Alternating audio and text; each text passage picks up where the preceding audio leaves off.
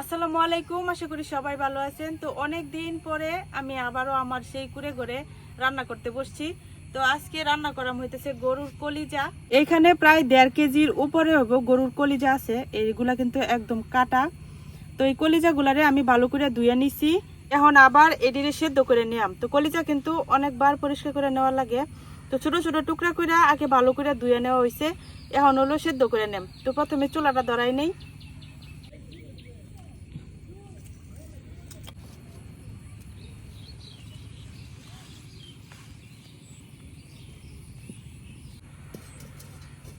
চুলা ধরাই নিছি, এখন পাতিল বসাই দিলাম। এখন আমি কলিজাটা দিয়ে দিই। কলিজার ভিতরে অনেক রক্ত বেরোয়, এই জন্য অনেকবার ধোয়া লাগে। তো আমি অনেকবার ধুইছি, তারপরেও কিন্তু রক্ত বেরোইতেই আছে। দিয়ে দিতেছি একটু হলুদ গুঁড়া আর অল্প একটু লবণ। এখন দিয়ে দেম পানি।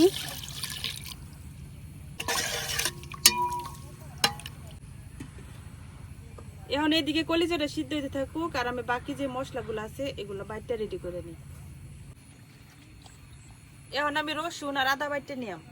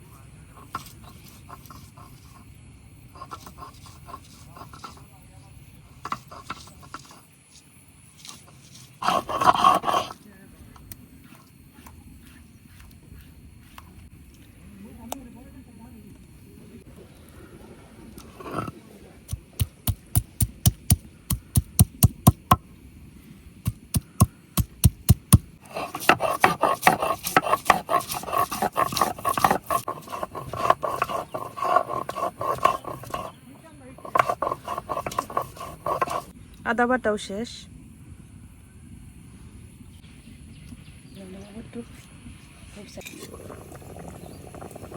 এই যে দেখেন কি পরিমাণ ময়লা ছাড়ছে কলিজা থেকে। এই যে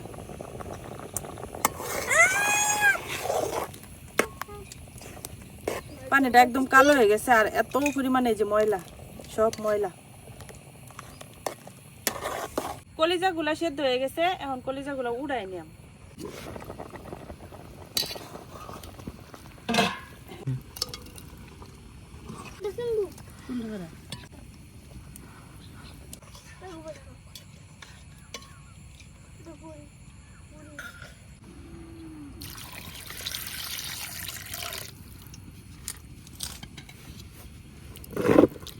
কলিজাগুলারে এখন আমি আবারও ভালো করে পানি দিয়ে, বেশি পানি দিয়ে ওয়াশ করে নিলাম। আর সাথে কলিজার মধ্যে এই যে এরকম একটা চামড়া আছে রাবারের মতো, এই যে একদম প্লাস্টিক, একদম এই যে প্লাস্টিকের মতো, এই চামড়াটা ফালাই দিম। যদিও সবগুলোর মধ্যে নাই, এই যে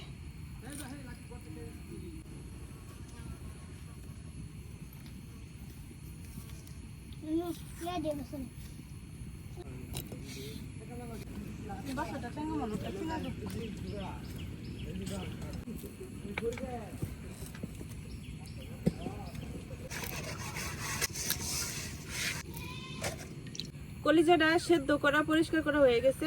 এখন সরাসরি রান্না বসাই দিই। তেল, তেজপাতা, আর দিয়ে দিতেছি কিছু আস্ত গরম মশলা, আদা বাটা, রসুন বাটা,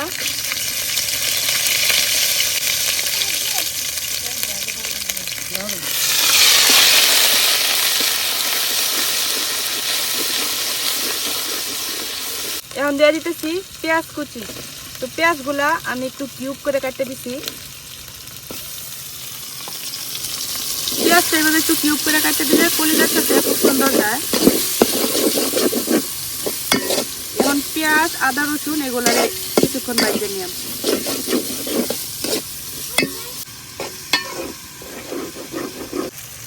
এখন আমি মশলাগুলো দিয়ে দেব। তো দিয়ে দিতেছি লবণ, হলুদ গুঁড়া,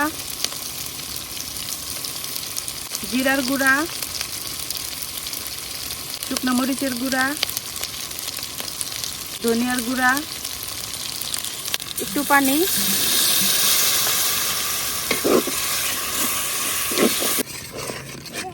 এখন মশলাটারে আমি একটু ভালো করে কষাই নিলাম।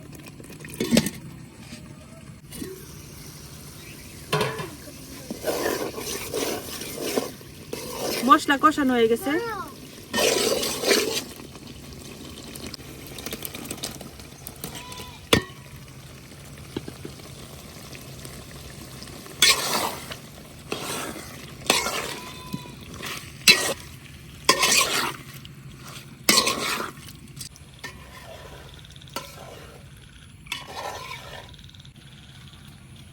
এখন আবার কলিজাটা কিছুক্ষণ কষাই নিলাম।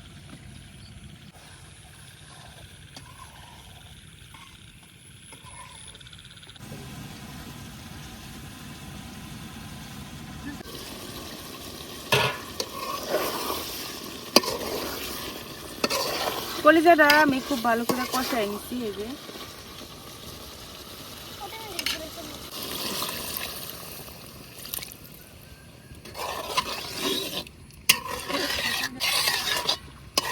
যেহেতু কলিজাটা আগে আমরা সেদ্ধ করে নিছিলাম, এই জন্য কিন্তু বেশি পানি দিই নাই।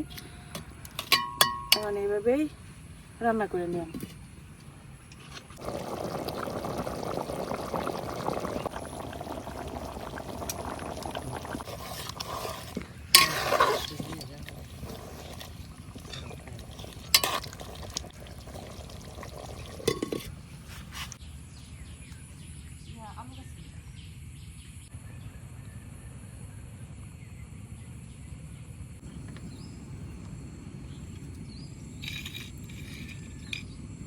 এরকম একটু ঘন ঝোল আছে, তো একদম কিন্তু আমি শুকনো শুকনো করছি না, একটু ঝোল ঝোল আছে, এরকমই খাইতে ভালো লাগে ভাত দিয়ে খাওয়ার জন্য।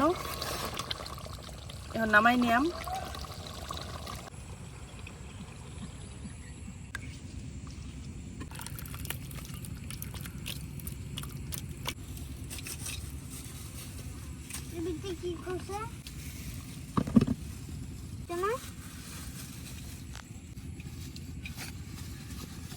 আমার রান্না শেষ, আর এখন আমি ভাত নিয়ে বসে গেছি খাওয়ার জন্য। তো আমরা একটু কলিজা বোনার মধ্যে হালকা ঝোল রাখি, কারণ ভাত দেওয়া যেহেতু খাই। অনেকেই আছে একদম শুকনো শুকনো করে, ও পরোটা দিয়ে বা অন্য কিছু দিয়ে খাইতে ভালো লাগে আর কি। এরকম একটু ঘন ঝোল হলে, এই কলিজাটা হইতেছে আমরা কুরবানির মাংসের আর কি কলিজাটা ফ্রিজে রেখে দেওয়া হয়েছিল, খাওয়া হয়েছে না।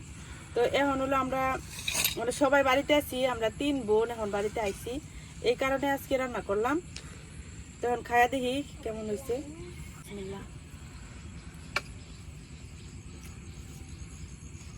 গরুর মাংস বা অন্য কোনো মাংস হোক, বেশি দিন ফ্রিজে রাখলে কিন্তু স্বাদ এমনিতেই একটা কমে যায়। তো আমরা কলিজাটা রেখে দিছিলাম যে সবাই একসাথে হইলে তারপর রান্না করে খাইয়াম। বাবু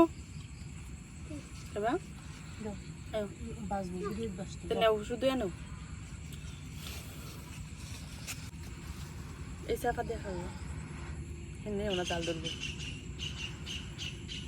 এনে হইতেছে দাঁতের সমস্যা, ওই যে এই সাইডে আজকে দাঁত ফালাই যাইছে আর কি, তো এই সাইড ফুলা গাল, আর এক সাইডে খাওয়া দাওয়া করতে পারি,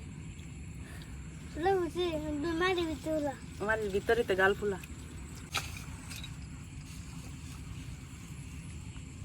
তো এখন খাওয়া দাওয়া করি, কেমন লাগলো অবশ্যই কমেন্টে জানাবেন। আর আজকে এ পর্যন্তই, সবাই ভালো থাকবেন, আল্লাহ হাফেজ।